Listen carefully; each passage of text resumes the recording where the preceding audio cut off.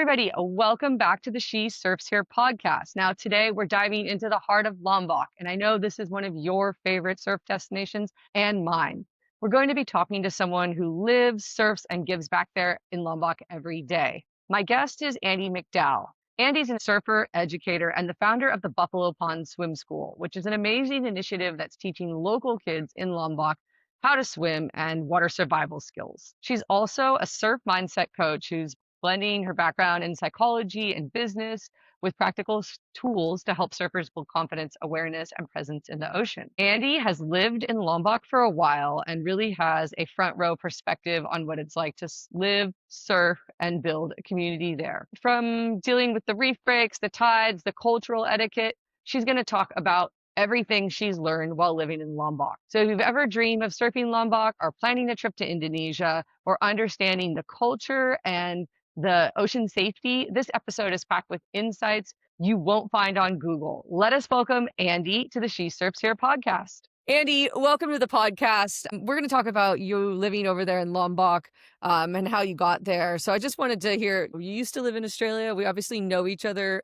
from Sydney. We did board riders together. I remember you were like back and forth, back and forth, back and forth. All of a sudden, now you're there full time. Yeah. Tell us about your journey. Yeah, I was back and forth a lot. I think people were like, are you a secret agent or are you okay? Like, what's happening here with your back and forth to Indonesia? But my journey to finding myself living in Lombok full time is one that I think is quite similar to a lot of people who live here. They came here for a 1-week surf trip, which is exactly what I did, and just fell in love with the place, the people, the landscape, the weather, the food, and suddenly thought, okay, how am I going to make it work so I can actually find myself here full time? And that's what happened with me. My 1-week trip extended out to 2. And then I found myself back there a month later. Fortunately, I was able to find a way to work remotely. And what kept me here was, yes, just all of what I just mentioned, but also some ideas that were coming to mind that I thought would be quite cool to explore. That's awesome. So you're not like a trust fund baby and you don't create content, although your content's great, but you actually have a real badass corporate job in Australia. Tell us a little bit how you're juggling that and how that all works out. Yeah, the remote work is definitely a journey, and it's not as glamorous as I think a lot of people think it is. Whilst I'm very fortunate, I also like to remind people and balance out that perspective around the reality, which is waking up at 4 a.m., being on calls, having really bad Wi-Fi, finding myself in power outages, noisy cafes, all sorts of different things because, it does take a lot of discipline. I'm up really early. I'm on calls for a lot of the day. I'm having to say no to a lot of plans where people have complete freedom of their day. And I'm like, hey, actually, I can't because I'm working for the next 8 hours. But it's something that I do love. And I also love that I can continue on with my career and progressing that because the space that I work in, which is in the people and culture, leadership, team dynamic space, is something I absolutely love. So it's great that I'm able to do that, continue my learning, but also keep my brain working. I sometimes think, okay, if I didn't have a job, I'd probably be pretty bored. There's only so much surfing and lying around that you can do. So I'm really grateful for that, even though it does take a lot of time management and sacrifice as well. Yeah, it's amazing because you get to be in this incredible environment with a totally different culture, but you also have a purpose in life and you're not just, floating. So it's pretty cool. Yeah, absolutely. And I think it's also come with realizing that to have a full-time job, you can't just be walking around with your laptop and your AirPods. I've been really intentional about setting up a proper workspace.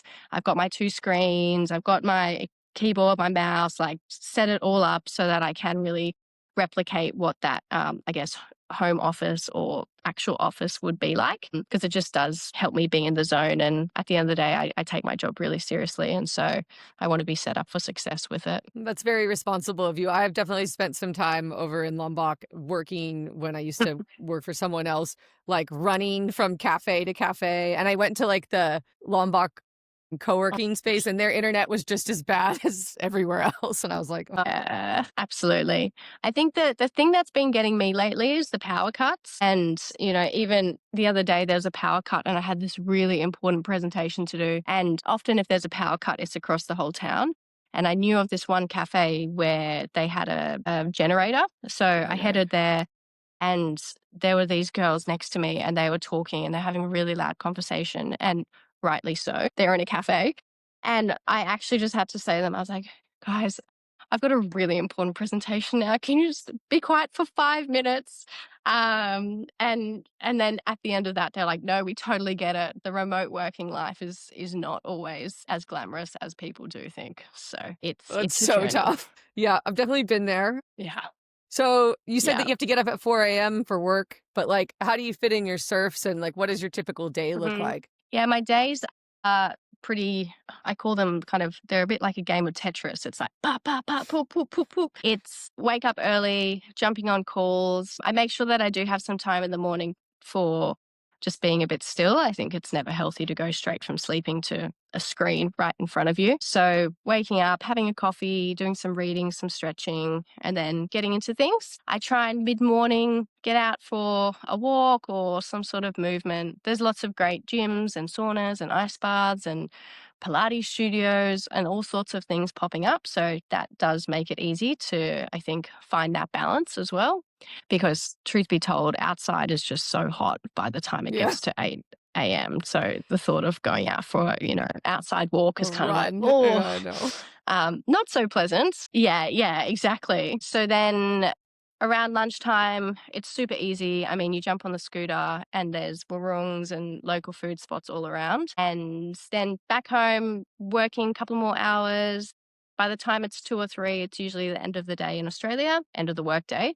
And that's when my swim teaching passion project gets kicked off. So run a swim school here, and the afternoons are teaching lessons and water safety programs. And after that, the non-negotiable is my sunset surf. So I head to swimming with my board on my bike and then straight to the waves after that, which is about a 15-minute drive from my house. You must be very tired at the end of the day. Yeah, I'm pretty wrecked. What time do you go to bed at like 6 p.m.? As soon as it gets dark. Yeah, I should be going to bed at 6 p.m., but usually about 9.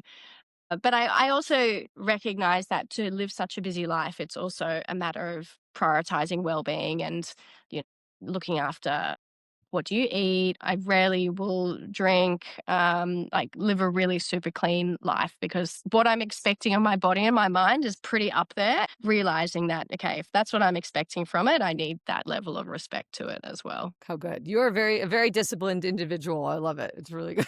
Um, Um, so what yeah. first drew you to what first drew you to Lombok, like instead of going somewhere else in Indonesia or staying in Bali? It was quite a spontaneous decision.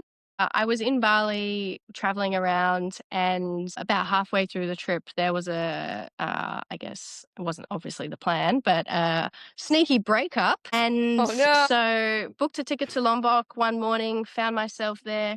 Yeah, found myself there that evening and found myself surfing the next morning thinking, wow, this place is amazing. I need to find a way to stay here. And that was how I got there, and I never really looked back. So good. I love that it started with the breakup. It's like, eat, pray, love, and I'm out of here. I'm going to Lombok and like a simple twist of fate. And then the rest of your life changes. Oh, it really is. So good. That's so true.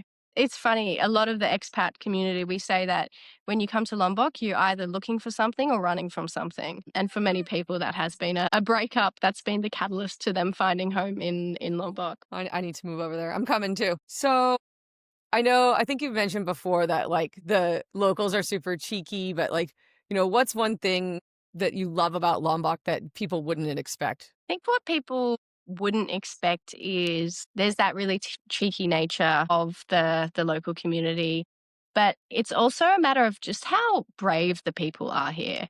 And that's one thing that's definitely kept me here, because I find myself on a daily basis surrounded by people my age, younger, older, who are building businesses, building property, launching startups, doing all sorts of things that are well beyond what they have done before, but they've really taken a chance to go, hey, I'm going to make something of this opportunity and it could well go wrong, but let's give it a go. Dinner conversation with my friends is like, how's that development going? Oh, we dug the pool today. Or, hey, did you launch that podcast? And they're like, yeah, I did. Or, you started a swim school? That's cool. Like that happened in a month. And so I really do believe that you are those that you surround yourself with. And I'm always just amazed at the cool things that people are doing and the level of, I guess, bravery, but just like lack of resistance. People are like, oh, yeah, why not?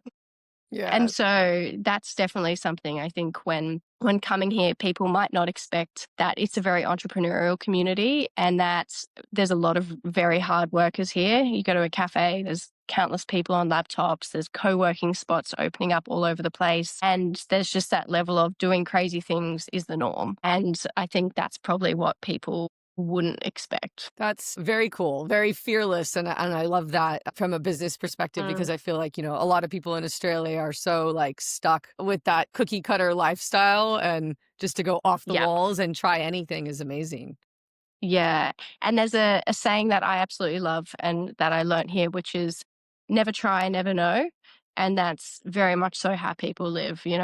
Well, if I never try, I'll never know. So let's see how this goes. And people use that in the surf, like go for that wave. Never try, never know. You might get a wipeout, you might not. Same goes for business, hobbies, all sorts of things here, which is I love it. Absolutely love it. Okay, I totally subscribe to that, because I'm like, oh, I feel like I want to record some podcast episodes. I'm like, I'll just do it. I'll figure it out. And sometimes it works, and sometimes you have Yeah. 2 days of terrible internet. Yeah, exactly, exactly. So it's really inspiring to be around. It's so cool. All right, so let's talk surfing, because I ran retreats to Mm, Lombok before, and everyone like asked me about it, and I know a mhm. lot has changed, which we will definitely get to. But for women thinking about a surf trip to Lombok, like how would you describe the waves and the conditions? Who is it best suited for? It's very dependent, I think, like on many places, the winds, the time of year. I think generally the consensus is that the waves here in Lombok are amazing, but also quite forgiving. In many spots, there's lots of beginner surfers and lots of intermediate surfers as well. Different spots are really great for longboarding. Like longboarding is super popular here. You see some people just like flying on a wave for what looks like hundreds of meters, just, party waves, just up and down their boards, back and forth. And the longboarding is definitely something that I see people, especially women, coming to Lombok for. And there's lots of great surf support for longboarding as well. And then you have a couple of breaks where it's definitely more suited for shortboarders. So, but once again, unless the swell is absolutely crazy, generally quite forgiving, not too steep, really nice to be able to learn and practice turns. And also, although there are many reef breaks, one of the things people say is, oh, I'm going to get cut by the reef. And you do see that occasionally, but the reefs are not super shallow. So once again, I find that that's always quite nice to realize and remember as well. It's like an easy version of Indonesia, where you go to the Bukit Peninsula Yeah, in Bali, and it's so gnarly. And I remember I went there as not a great surfer, and I was just like, yeah, I was pretty young. I was like, oh my god, like I can't surf here. And then Lombok is so refreshing in the sense that you can surf yeah. there. Yeah, Uh, absolutely. And the waves, they are getting busier over time. Definitely the crowds are increasing. But you also, I think everyone understands that and just makes it work. And as long as you're going to the spots that are suitable for your level, I think people really respect everyone giving it a go. And it's really great. You get to surf with the locals and like watch some amazing surfers. And I just love sometimes sitting out there just watching, being like, wow, look at that. Look at that guy. Look at that girl. That was such a sick wave. And just keeping the vibes good. what about the seasons? Because now that you've been there for a long time, I know that lots of people will say, I'm going to go to Lombok in July. And Mhm. I'm always like, I probably wouldn't go in July because the wind isn't great. What's your take on the best seasons to be there for surfing? Yeah. For me, the best time of year is the wet season, which is usually September through to maybe Feb, March. And that's where you've got the winds are really chill. The waves are I really just, the form and the shape is great. It's glassy and that's quite consistent throughout the day. So you can have that wave from the morning through to the evening. Whereas in July and the dry season, you do get those glassy moments, but it's more so in the morning and then the wind picks up in the afternoon. So I would say definitely if you're after like perfect waves, then the wet season is great. But there is the other part of that, which is that it pours down with rain for a lot of the day. You're trying to drive your scooter through mud, and you're definitely probably not going to get as a good of a tan if you come during that time of the year versus July time. We're not there for the tan. Yeah, So exactly. Exactly. yeah. Although I do remember I had a retreat and I told all the girls and I said, bring leggings for your legs, right? And some people didn't listen to me. And like day 2, all their butts were so red. And that was in March. So that's like the fringe season. Like it's still really hot. Exactly. Yeah, it's still hot. And that middle of the day is just, yeah, scorching. I'm quite lucky because I usually surf sunsets just because of work. It's hard for me to surf during the day. But I sometimes see people, I'm like, oh, you did not put sunscreen on today, especially on the Oh. back of the leg. So I support your advice around the leggings for sure. Plus, it's like culturally appropriate, right? So you're already covered up when you get out of the water and you're good to go. Yeah. Yeah, exactly. That's definitely a factor. So, what do you recommend if someone's coming to visit Lombok? Like, what kind of board should a woman bring? Like, can they ride all different boards? Should they have a short board? Like, what kind of boards work well? I think boards are a really personal decision that should be approached with a level of realism. And so being very realistic around your level of surfing and your capability and what's the right board for you. Because I see quite a few people, they try and pick a board that looks impressive, sounds impressive, it's this short, it's this many liters, and it's not actually quite right for their capability. And they don't end up catching waves. And I don't know about other people, but for me, I'm surfing to catch lots of waves. And so, whatever board allows me to do that and practice my pop ups and my turns is the board that I should be riding.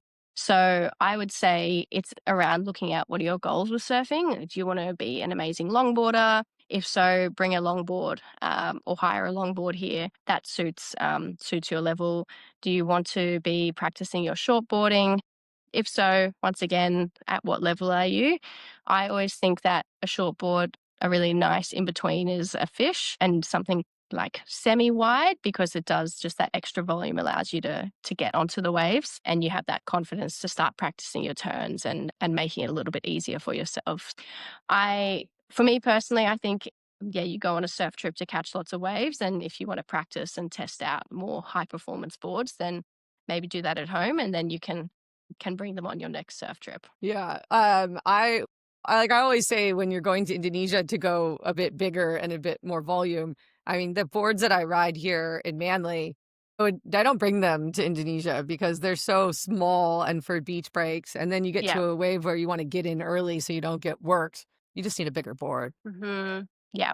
Yeah. And I think the other thing is that with the waves here is usually because you are on a reef, the wave can sometimes be a little bit longer and you then have that channel. So the paddle back to the lineup can be a bit longer. So having a board that you can paddle quite easily on as well really helps and probably allows you to stay out for a bit of a longer session because you're just conserving your energy there. Yeah, it's good advice. It's definitely good advice. Everyone always underguns themselves. They need to just, Mhm. have more board.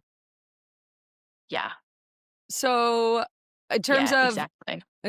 cultural etiquette and safety in Lombok, like what should women know about that? It's a really good question. It's very interesting because a lot of people ask me this.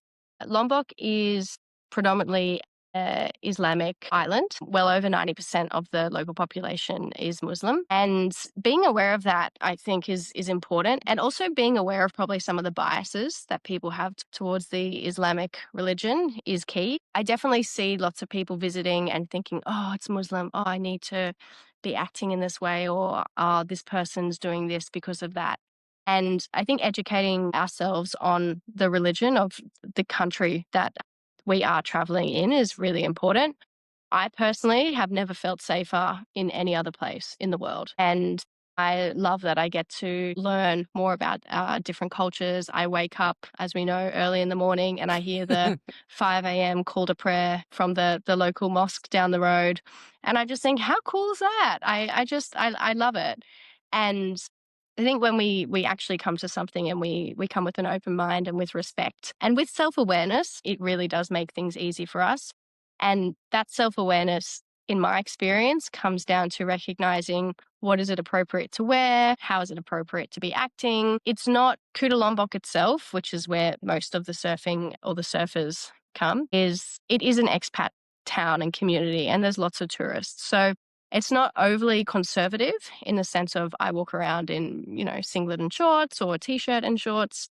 But if I'm going a little bit out of town, I'll make sure that I'm definitely in a t-shirt over a singlet. I think the biggest hack is just have a sarong nearby. You can cover your shoulders if you need to. You can wrap it around your waist if maybe it is appropriate to cover your knees.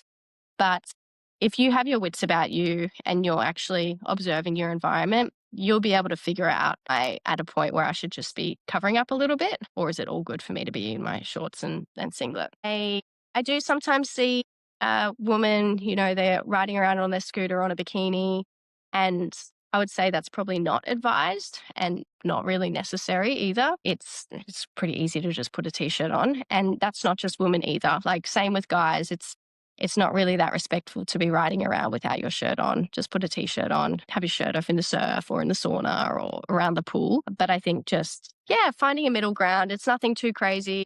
It's not like you need to come over with pants and long sleeves, but definitely a sarong and an open mind and some self-awareness and curiosity will be absolutely all you need. I love that you are up before the mosque, so obviously they don't disturb you, which is good because a lot of people could be like complain about hearing the mosques when they're Yes. in town, and I'm like, well, it doesn't matter for Andie because she's already awake. Yeah, exactly. Exactly. Yeah. But Well, you're either woken up by the mosque or you're woken up by the roosters. The roosters they're pretty ruthless in the morning. They just will not stop. and I have really enjoyed when I've been in Lombok learning about the culture and seeing, like whatever your conceptions are about, like the Muslim religion and what it's actually Mhm. like, because it's not really what you think until you're there. And I thought like learning about the culture and getting to know people there for me has been such a valuable experience. Mhm. Like it's definitely changed the way I think about everything. Yeah, totally. Yeah, there's a lot of respect and a lot of charity in the religion, and equally, I mean, you rarely hear about things being stolen. I mean, no one knows what my scooter looks like, but if I go surfing, I just leave my key in my surf bag, t-shirt over my scooter drying. It's so safe. Like doors unlocked for a lot of the day, and a lot of this stuff I wouldn't do in Australia.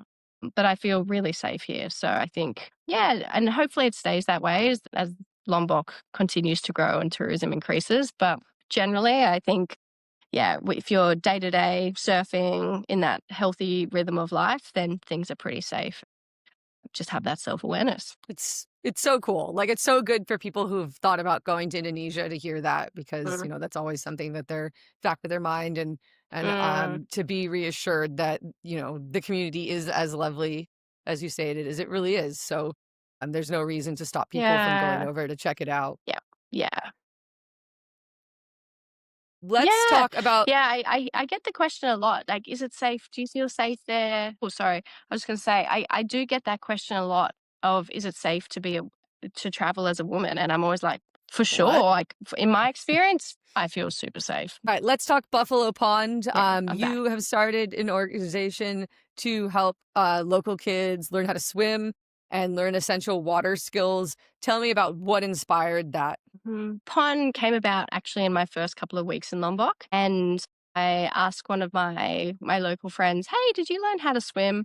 And he said, "No, but I paddled around in my uncle's Buffalo Pond," which is where the name Buffalo Pond came from. And from there, I explored the idea a little bit further around a community swim program. And I'm someone that once I get an idea, I can't get it out of my head, and I go like, "Let's explore this." And so I started talking about it. I started inquiring around what that would look like within Lombok. My undergrad degree was also in international development. So I kind of put that hat back on and got a little bit nerdy with my research and realized that there's 13 to 14 drownings a day in Indonesia, which Wow. I just thought, whoa, that's absolutely crazy.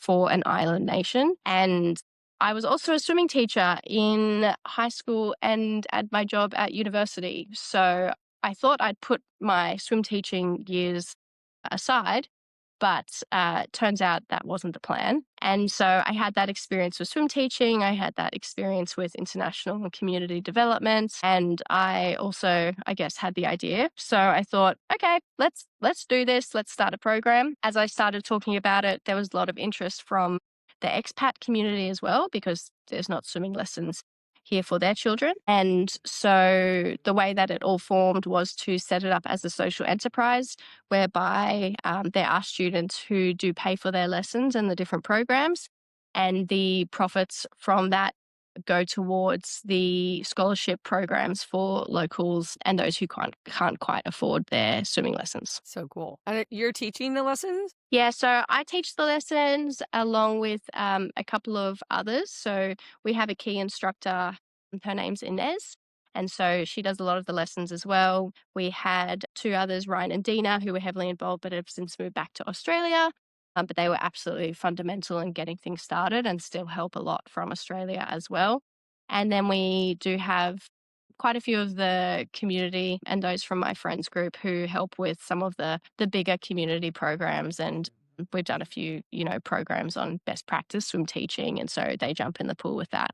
But yeah, we teach over, I'd say we've got about 30 to 40 students on scholarship programs, and another 30 to 40 students who are paying in weekly lessons. And then we also do run different ad hoc kind of once-off pop-up programs. An example is we did a couple of lessons in Mataram, which is about an hour away, with the Islamic Deaf Society. And that was really special.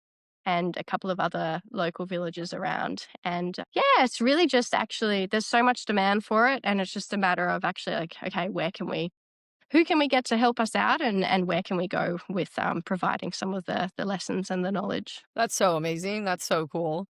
Yeah, it's pretty special. It's such a privilege to be actually part of it. And in the idea and how it all formed, the amount of people that just stepped in and helped was incredible. Like, it was one of those projects where if it didn't happen, it would have been because I was too scared.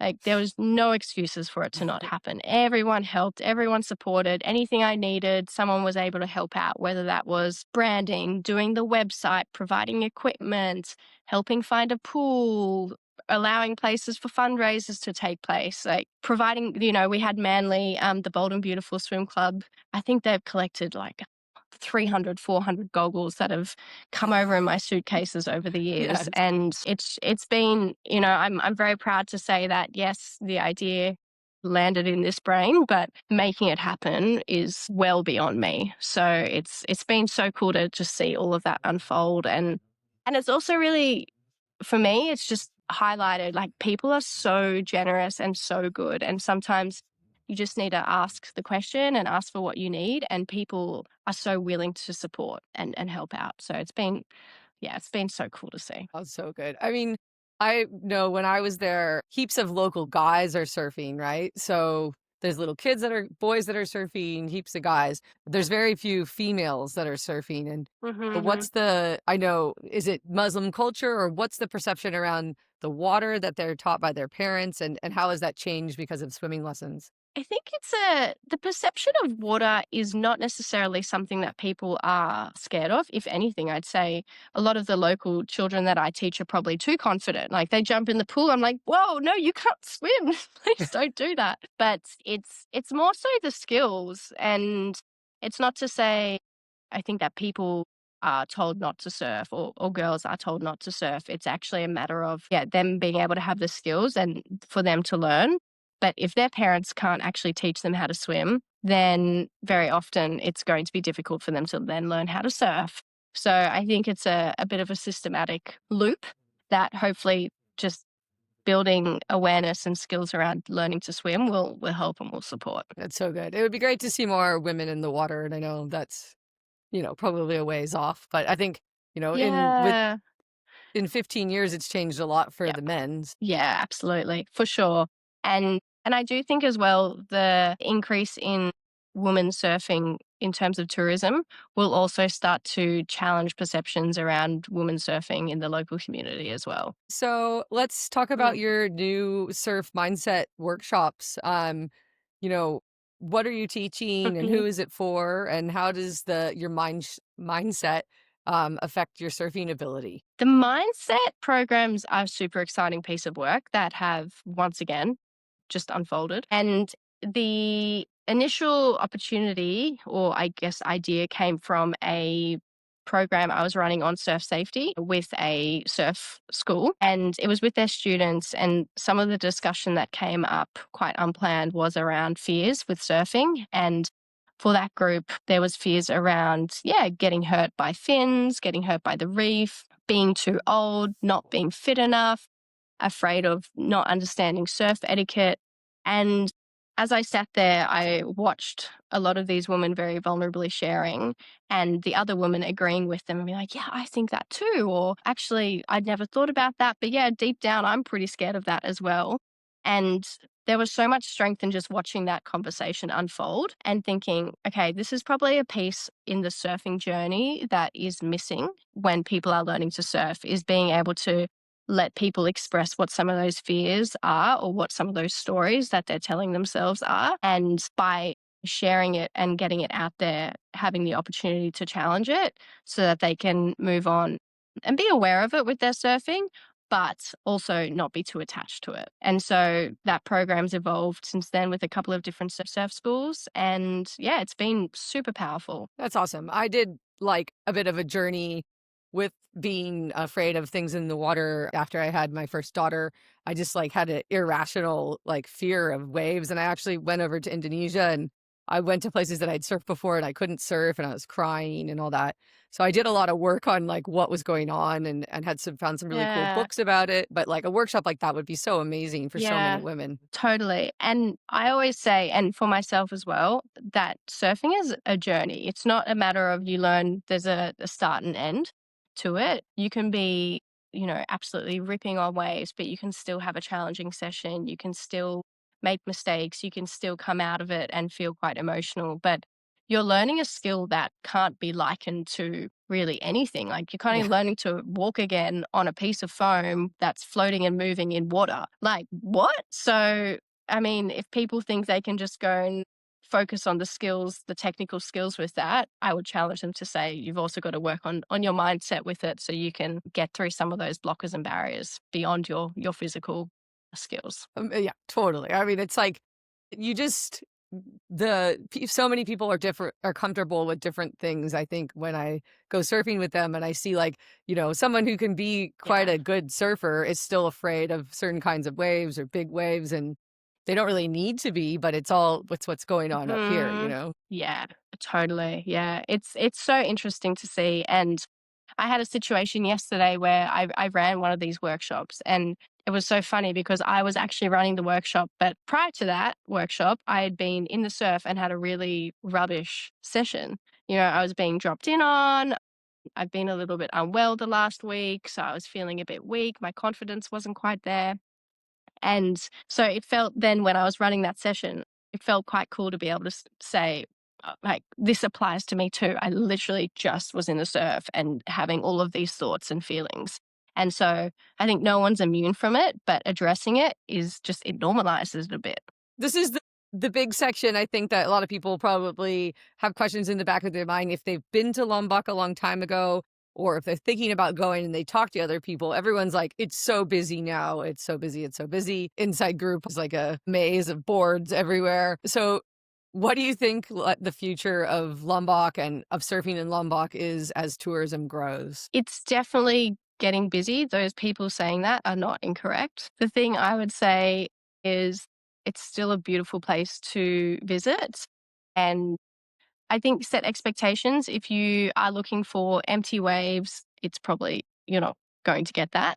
but it's not crazy either. There's different times of the year, and sometimes you get really lucky and there's hardly any people, and sometimes you go to a place and there's a lot. Do you think that it will become more known as a surf destination for holidays, and that the expat community will start surfing in more rural areas or islands further away from Lombok? So I do think, yes, the crowds are busy and they're probably going to keep getting busier, but it doesn't take away from the vibe. It also doesn't take away from the beautiful scenery. Even for me, it never ceases to be a novelty getting on a boat and going out to a reef as opposed to kind of struggling your way through a beach break. So I think it is busy, but it also means that the vibe of the town has also grown and is a lot of fun now. You know, you've got lots of different restaurants. You've got, like I said, lots of different things to do. There's paddle, which is so popular now, which is the racket sports. There's about 8 paddle courts. There's new restaurants and cool cafes, lots of co-working spots popping up, which is making it much easier to work remotely from here. So,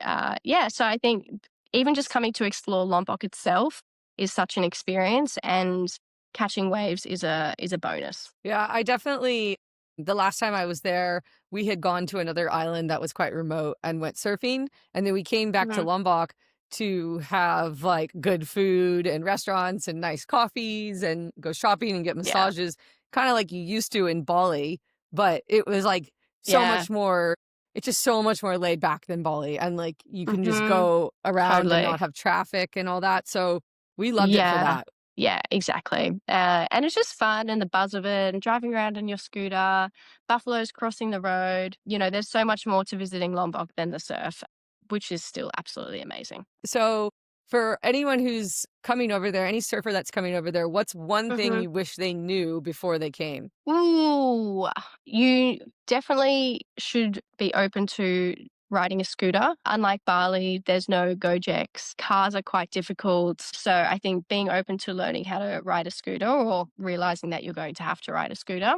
definitely knowing that, making sure that you bring a raincoat if you come in wet season. And I think above all, just being open to what your time in Lombok's going to look like. Like with any surf trip, you're not in control of the swell or the waves or how busy it's going to be. So coming with that mindset, which every surfer should have, that there's lots of things out of your control. And if the waves aren't good, there's lots of things to do in the town. If the town's too busy, then maybe the waves are going to be really great. But yeah, come with an open mind and open to not being too attached to your plans, because there's no such thing really here. That's good advice. I think, yeah, the more you can just roll with it, you'll have a much better experience than, Yeah, thinking you're yeah, going to the wave pool or something. So, exactly. where do you, And where, oh, go ahead. And also when things, or if things don't go to plan, it's very easy, like I said, to fix them. Everyone's willing to help. I moved into a new house like a year ago, and went to have a shower. I was like, why is there so much water on the floor? And realized that there wasn't a drain in the shower. And, you kind of think, oh my gosh, in Australia, you have to call someone, you need plans, you need plumbing, all the rest. I kid you not. That's a bit of an oversight. I forgot the drain in the shower. Yes. Yeah. Don't drink the water. That as well. Oh my gosh. Okay, so where do you see Buffalo Pond in the next 5 years? I would love to see it expanded out into more knowledge sharing. So right now, it's really amazing to see us doing the swim teaching. We're also doing first aid and CPR training with surf camps and surf guides. We've got these mindset Oh, programs that are good. running now.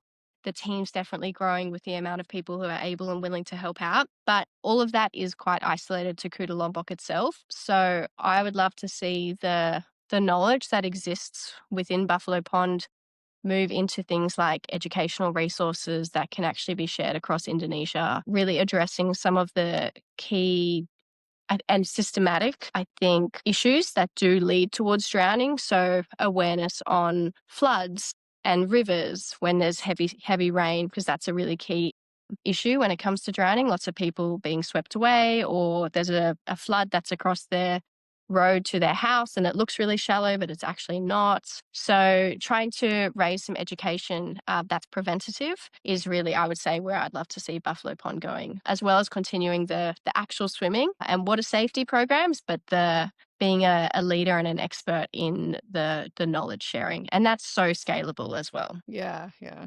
That's something you can go across Indonesia with where, and, Exactly. Yeah, for really sure. change lives. So yeah, there's a few exciting plans in the works for that. Very cool. So, just to wrap up, if anyone is listening to this and they want to learn more Mhm. about Lombok or more about what you're doing with Buffalo Pond, where would you send them? Always open to having a chat or a couple of text or WhatsApp exchanges to support. Also, if you find yourself in Lombok, let me know. More than happy to grab a coffee or show you a few places as well. In terms of Buffalo Pond as well, following us on Instagram, supporting the journey, sharing the message, and also just reaching out if there's anything you're passionate about that you feel like you could contribute, whether that's skills in social media or design or building knowledge resources is all super helpful, as well as obviously financial donations go a long way as well. But it's definitely, like I said, a team effort based on people's skills and contributions and passions, and it's co-created. So I'm super open. If people want to help, we'll find a way. Thank you, Andie. Now, I'm going to ask you a couple rapid fire questions and then we're going to be done. So, Okay, favorite surf let's go. break? Eagling. Me too. Let's Yeah, see. Best it's the cafe? best.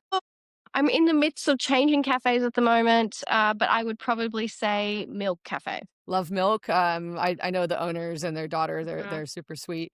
Milk is a good one. What is the best restaurant for dinner? I love a local restaurant. I'm recently really obsessed with the tempeh burger from Lombok. I don't think I've been there. Would recommend. It's great. Okay. And let's see. Favorite journey from Lombok, like to another surf destination. Yeah, the drive from Lombok to Serangan, which is about a 40-minute drive, and on a scooter, it's just like you just feel that pure freedom. There's a lot going out there at Serangan now, right? Yeah, there's a lot of development happening out there, but Okay. it's that drive out there is still like through the fields, buffalo crossing the roads. It's amazing. And Yeah. if you go early morning, you see all that mist coming off the fields, and it's just beautiful. So cool. All right, Andie. Well, thank you so much for coming on the She Surfs Here podcast. We really appreciate hearing all about a Thank local's you. perspective because now you're a local on Lombok, and I'm sure this will help a lot Yeah. of our readers understand more about one of their favorite destinations. So thank you. Yeah, it's been a pleasure. Thank you for the time. It's been so nice to actually reflect on my last few years because things happen so quickly sometimes. You don't really do that. So it's been lovely. Thank you. Because you're kicking a lot of goals. Okay, you've done a lot of amazing things, so you should be proud. Yeah. Thank you. Awesome. I appreciate that. See you, Andie. See you.